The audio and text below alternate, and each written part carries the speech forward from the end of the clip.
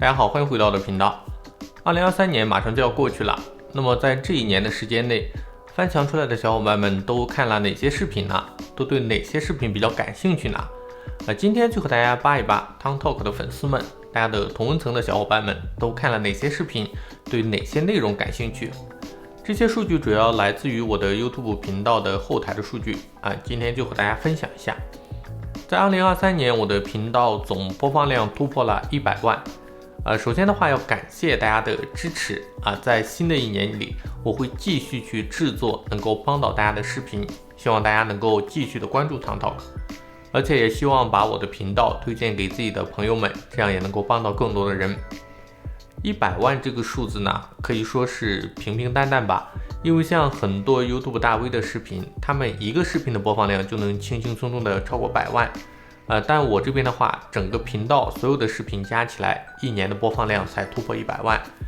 虽然播放量不高，但是我还会继续坚持下去的。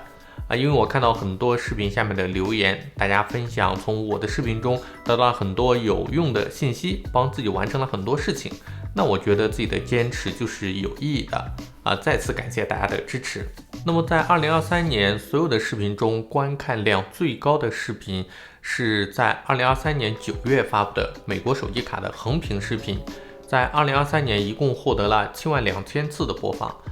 这个视频主要是分享目前在中国大陆可以长期使用的比较流行的4款美国手机卡，从这些手机卡的功能、价格、使用体验方面进行了综合的对比。如果说想要资费低、长期使用的美国手机卡的话，最推荐的还是 Ultra Mobile 旗下的 Paygo 手机卡。那如果说愿意去折腾、追求极致体验的话，那么就向大家去推荐 T-Mobile 的原生的黑卡，这个卡可以说是最推荐的了。但是这张卡它的激活比较困难，比较适合想要折腾的小伙伴。如果说有大量的短信电话需求，那么推荐橙卡，可以在 WiFi 通话的环境下无限免费的短信和电话。这些手机卡的话，大家都可以在我的自营商店里购买得到，感兴趣的小伙伴可以点击视频下面的链接跳转了解。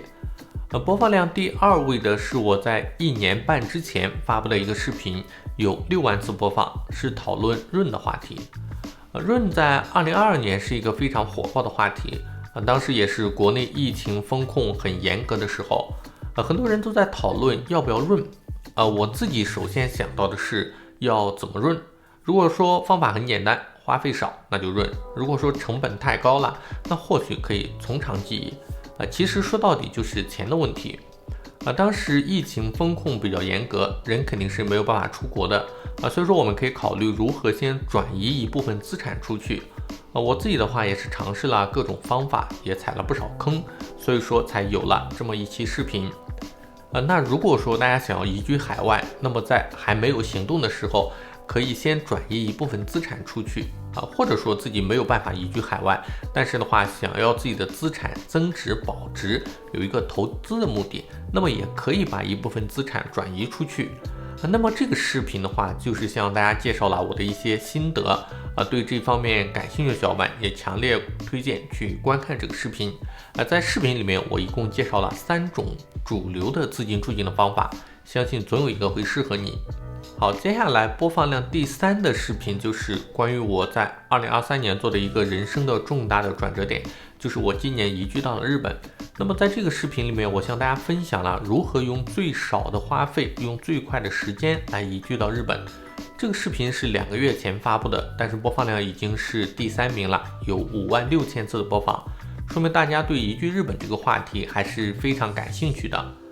关于移居日本这个话题，我们在网上其实可以找到很多的信息，但是我个人觉得这些信息大部分都是移民中介发布的，缺少一些从我们用户个人出发的视角的分享所以说我的话就从自己的亲身经历出发，向大家去分享了我是如何去决定要移居日本，然后如何去选择留学签证，而不是选择经营管理签证。留学签证和经营管理签证这2者有什么样的差异，还有对比，移居日本过来之后的一些手续花了多少钱等等这些问题。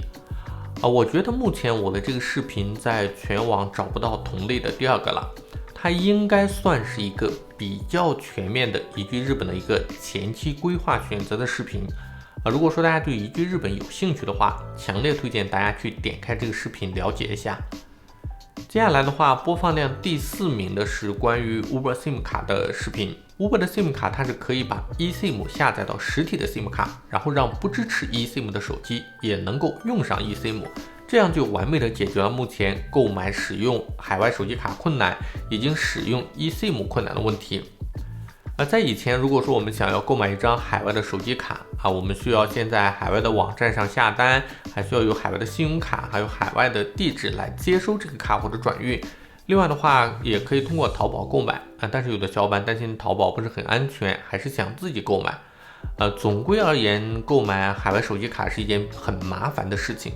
但是有了 eSIM 之后，这些问题都能够迎刃而解了。eSIM 的话不需要我们实体卡，只需要在运营商的官网去购买套餐，然后就可以把 eSIM 远程下载到自己的手机上面，然后也不需要邮寄，也不需要去等待，非常的方便。所以这个也是未来的一个趋势然后如果强烈推荐有需要使用境外手机卡的小伙伴来尝试一下 eSIM。但是目前国行所有的手机它都是不支持 eSIM 的那么这个时候我们就可以使用 Uber 的 SIM 卡，把 eSIM 下载到实体卡上，然后这张实体卡插到任何的手机上面都可以使用 eSIM， 即使说手机不支持 eSIM 也可以去使用所以说这张卡得到了大家的一致好评，在发布的短短20来天的时间，它的播放量已经窜升到我所有视频的第4位了。播放量排名第5的视频是我没有预想到的，它是介绍如何去更换谷歌商店国家的一个教程。这个的话其实也是我随手做的一个教程因为当时我想要去购买 Google One 的会员Telegram 的会员，还有想去订阅像 Spotify 还有 HBO 这样一些服务，但是这些服务的话在不同国家之间它们的差价是比较大的。那么的话我就想能不能去把我的谷歌账户切换到其他国家这样的话就可以去购买比较低价的服务。比如说我现在是把我的谷歌账户切换到了土耳其区，然后去订阅了 Google One 的高级订阅2TB 的储存空间，1年只需要100多人民币。同样的，像 Spotify 还有 HBO 这些服务的话，我们都可以通过我视频的方法把它切换到任何国家，享受低价的服务。通过我的方法的话是不需要有当地的 IP比如说我要切换成土耳其，但是土耳其的 IP 是相当难找的，土耳其的信用卡也比较难找。通过我的方法的话，就不需要土耳其的 IP 也可以同样的不需要土耳其的信用卡也可以切换成功，可以说门槛是非常低了有手就能操作。推荐大家去，如果有相关需求的小伙伴可以看一下这个视频去进行一个尝试接下来排名第6的视频的话就是介绍境外银行开户。境外银行开户的话是目前我主力在做的一个业务我这边主要是可以开美国的银行账户。通过开美国的银行账户的话，我们就可以首先把一部分的资产转移到美国的银行账户。到了美国的银行账户之后，一方面可以用这些资金投入到美股，然后用来炒股赚取收益另外的话，如果想要固定收益产品的话，也可以去购买美国的 CD， 也就是定期存款。在2023年，由于美联储的加息，我们可以购买到年化利率 5.3% 左右的 CD， 也就是定期存款这个定期存款的话是固定收益，是没有赔本的风险的。所以说如果你想要有一个境外投资理财资产增值保值的一个目的的话，那么美国的银行账户是推荐大家去申请一个的。申请方法的话，一方面可以通过我的教程进行网上自主申请。网上自主申请前期准备的资料会比较多成功率也不是100%但是动手能力强的小伙伴可以尝试一下我自己的话就成功网申了很多家，也有视频教程，大家可以点击教程跟着我的视频内容一步一步的去操作另外一种方法就是可以通过我这边的渠道来代理开户只需要护照就可以开户成功，而且成功率是基本上资料齐全都可以开出来但是的话开户的费用并不低，不同银行的价格在2000到1万人民币左右浮动。如果说自己有信心用这个账户赚到更多钱的话，那么就还是比较推荐的。但是如果说本身没有什么资产来投入的话，也不必强求去付费开户，大家可以按照我的教程去申请个免费的账户就可以了。另外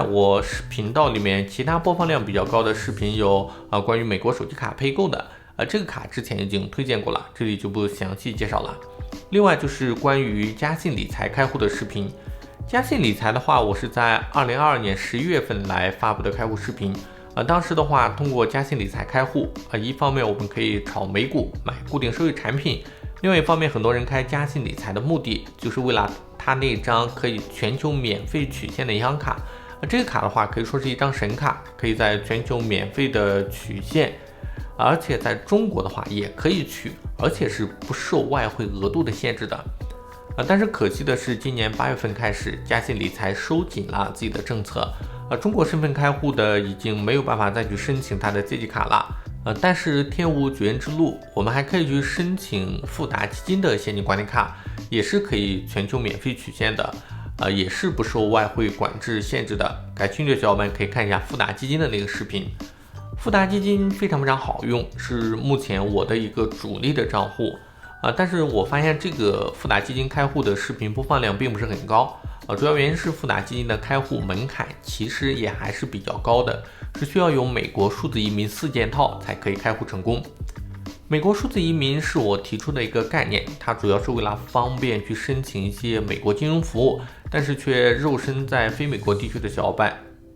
大家可以通过办理美国的数字移民套餐，我们就可以申请到美国的手机号码、美国的私人地址、美国的税号，还有美国的银行账户和美国的信用卡，我们就可以远程的完成很多只有人在美国才能够做成的事情，成为一个美国的数字移民。感兴趣的小伙伴可以点击视频右上角的链接，观看之前的视频教程。以上就向大家分享的2023年大家比较感兴趣的视频。通过这些视频的播放量，我们也可以看出未来发展的一个趋势。首先的话，一方面大家的人心和资产都倾向于外流的一个状态，但是的话，很多人对于外面的世界基本上是一无所知的，而且关于中文互联网圈的话，垃圾信息还是比较多的。很多信息的话，要么是中介发布的关于事关自己利益的一些信息，要么的话就是挑动人情绪的一些信息。但是客观中立的向大家去介绍一个事情，向大家去描述一个事情，这种信息的话，我觉得在中文互联网圈的话还是非常少的。我目前做的所有的视频都基本上是站在一个比较中立的角度上，向大家去分享一些我个人的经历。我的所有的视频都是自己踩过坑的经历，希望的话能够大家有所参考，对大家今后的决策有一定的帮助，也希望大家能在2024年继续支持我的频道。以上就是本期视频想要和大家分享的内容，如果说大家有问题的话，也欢迎在视频下面留言，我看到会第一时间回复大家。如果说觉得还不错的话，欢迎点赞分享，也欢迎订阅我的频道，点开小铃铛，这样就能第一时间收到我视频更新的通知啦。那我们下期再见。